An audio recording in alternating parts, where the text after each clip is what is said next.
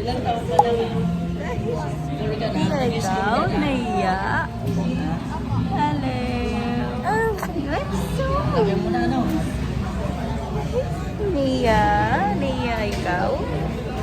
Naiya, dyan. Ay, yun naman yung baby.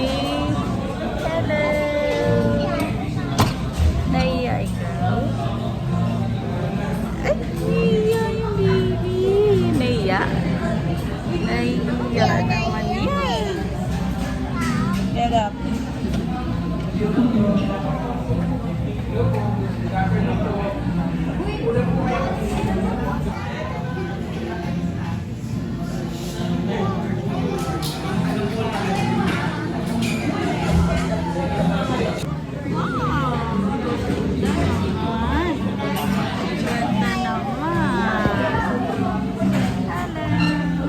Ganda hair. Patingin mo.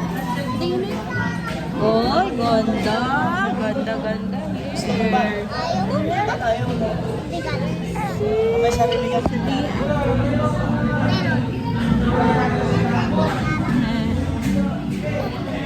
Iyon naman. Iyon na naman yan, oh. Nahihiya.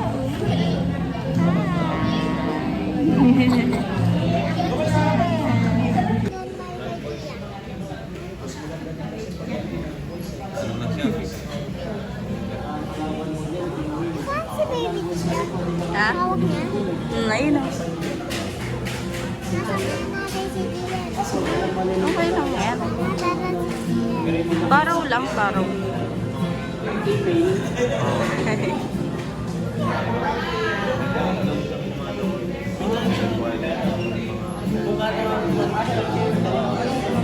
Hi!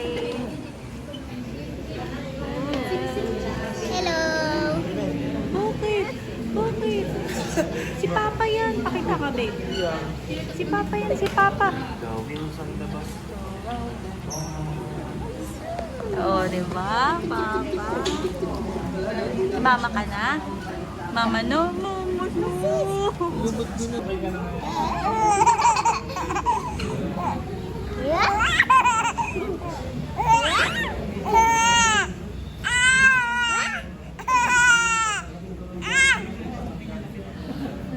Diba sa smile siya? Opo.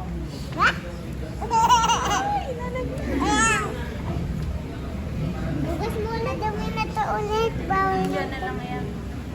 Dirty na dirty.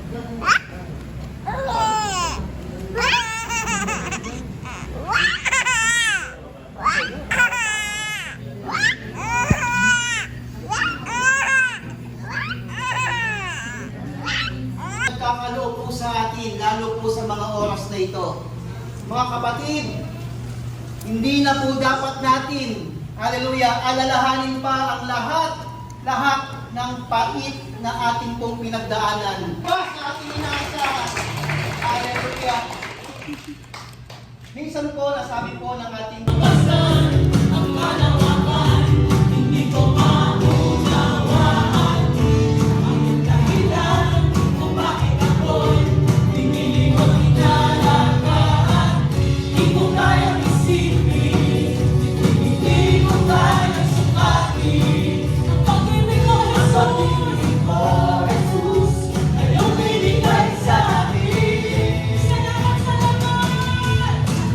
Salamat, salamat, O Jesus, sa pag-ibig mo. Walang iba nang mahal sa akin ang katulad mo. Salamat, salamat, O Jesus, sa pag-ibig mo. Ako'y masasaya sa piling mo. May pagsukuman o pag-ibigan, ako'y may lalapitan. Ikaw, Jesus, ang aking sabihan, hindi mo ko mapapabayaan. Hindi ko kayang isipin, hindi ko kayang sukatin. Kayong binigay sa akin. Salamat, salamat, O Jesus, sa pag-ibig mo. And para rin magkaroon tayo ng maayos na lugar no? Malayo sa daanan ng sasakyan, tsaka bukod doon yung ano ba, no? Yung aircon na nararanasan natin, may alagaan natin.